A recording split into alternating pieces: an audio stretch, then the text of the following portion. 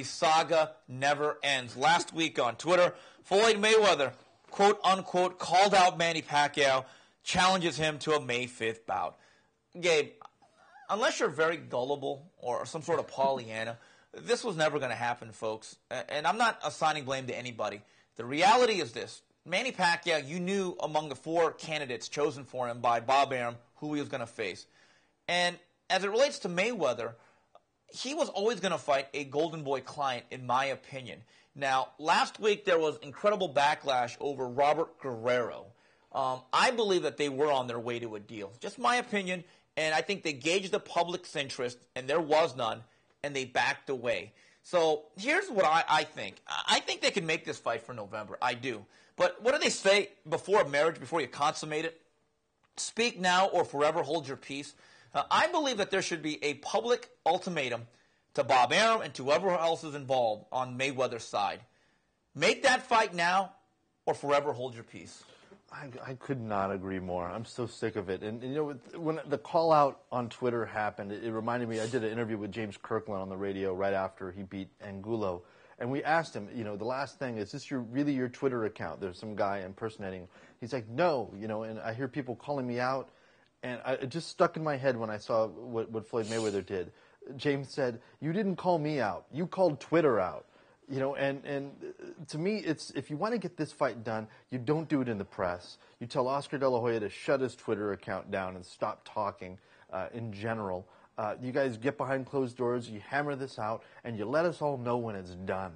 I think it's exhausting at the public interest, particularly for the casual fan. I think they've moved past it. I no longer have my casual fan friends ask me about this fight, except with some derision, like, are they ever going to get their act together? I think it makes the sport look petty and bad and greedy and just disorganized in general. For right now, it is the quote-unquote black guy for boxing. There's always like that one story. It used to be Mike Tyson's behavior or the fact you couldn't get Riddick Bowe, Lennox Lewis done. And other times it's always the sanctioning bodies or fights not happening.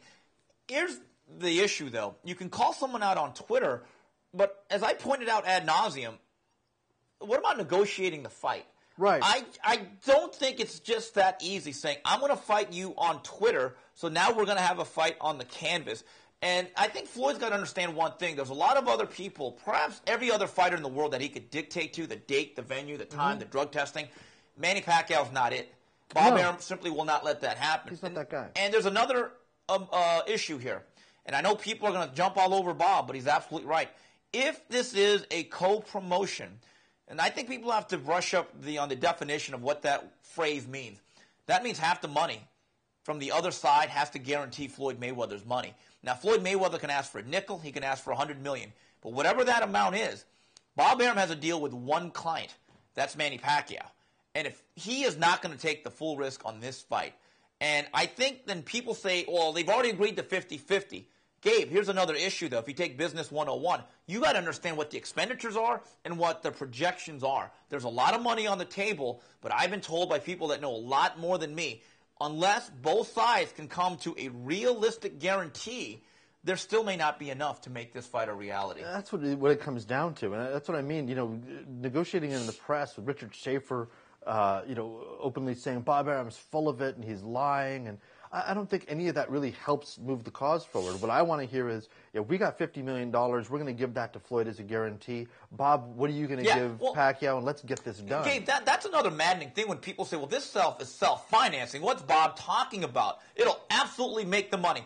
Then why don't you take out a loan, put it into escrow, and put that money down and call Bob Arum's bluff? Thank you. That's my opinion. Yeah. If you believe that this fight is a guarantee to do a certain amount on pay-per-view, I believe that you should go out there and call Bob Arum's final bluff and corner him. Now, that's a call-out. Yeah, that's a real call-out. If you actually take your own money, go to a bank, and by the way, the Swiss banker here is Richard Schaefer. Call upon your resources or your contacts and put $50 to $75 million into an account and say, Bob, this is our share of the promotion. Let's get it done. Well, and Floyd's the great gambler. He's always showing us how much money he wins on his middle name or nickname is Money, for God's sakes. Why doesn't he put up the money? He keeps 100% of all his money, as he says. He doesn't pay anybody else. He's worth, several $100 million or whatever. They always want to lie. I made $80 million or I made $100 million on each fight. Then $50 million should be chump change for you. Put that up the guarantee against the back end and let's go to work. That's a real call out. Those are business moves. Putting it on Twitter, I could, I called out Megan Fox. I still haven't heard back from her. Oh, she's ducking you. She doesn't want none of this. Well, yeah, that's the thing. She doesn't want none of that. But seriously, here's another issue. The call out. When Robert Guerrero on Friday, I actually got a kick out of this because I got to give Mario Serrano credit. He's taken a fighter who has not fought in it's going to be at least a year by the time he fights again. He's kept him in the public eye. He has. And it's such a ridiculous idea or notion that Robert Guerrero somehow was even in the sweepstakes. They were actually in the sweepstakes. Yeah. I give them credit, but when he said, step up, punk, I think the call-out forever jumped the shark. Not only did it jump the shark, it jumped the Love Boat, it jumped the Titanic, it jumped the iceberg, it also jumped the leather jacket of Arthur Fonzarelli. I mean, my God. Here's what I think should happen. Floyd Mayweather, if he wants to have a bona fide pay-per-view event, there's only one name. I mean, the realistic ones. Saul Alvarez. Saul Alvarez brings money. He has a belt at 54. He could sell tickets. I think Robert Guerrero, the issue is he's a good fighter, has not had a victory over 135. Now, the question is, as it relates to Manny Pacquiao, who I believe will be fighting June 9th or June 16th, according to Aram, what fight do you prefer for him out of the four that have been mentioned, Gabe? Oh. Like none. None, really? Well, Bradley. The other way I would go with Floyd, you go one way or the other, 54 or 160, because I think Martinez is just as well known as Victor Ortiz was when they decided to fight. Both those are challenges, and they're good fights that everybody would want to see. But Martinez has a date, though.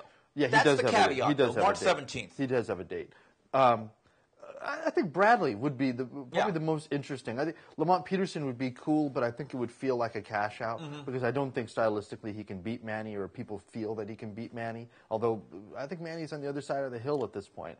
I would probably like to see Bradley. I think he's probably done the most. He's really earned it. He has a win over Lamont Peterson, so I don't see why Peterson should jump over him. It's interesting, the people that talk about earning it and deserving it and take pound for pound so seriously. Well, Tim Bradley has the best resume at 140. He beat Lamont Peterson, and he's pound for pound in a lot of those rankings. Now, all of a sudden, that doesn't count. Right. I find that to be maddening in a sense that, all right, folks, does earning it and deserving it and pound for pound ratings matter or not? Or do you move the goalposts at several different times? It's like Ludabello always says, the belts matter until they don't. Until they don't. I think in this case, and he beat Devin Alexander. He kind of did everything that Amir Khan told them he should do. Fight Devin Alexander, then we can fight. And, whatever reason he was. Well, I think there's backlash though, because I think that there's a perception, and maybe it's the truth, but that he ducked him. Yeah, but I really think he ducked Gary Shaw as his promoter. He did. That's what I think happened, and I know a lot of people disagree. And folks, please stop the talk of the boycott. Okay, on Martin Luther King Day, I just want to say one thing. This is not the Birmingham bus situation. No. Okay, it's not that serious. If you like Floyd Mayweather, buy his fight. If you like Manny Pacquiao, buy his fight. And if you don't like either guy and you want to protest, then don't buy that fight. Right. But that has to be your decision. And when people saying, guys, you ought to start a movement. Folks, I'm not telling you what to do with your money. Yeah. It's the God's honest truth.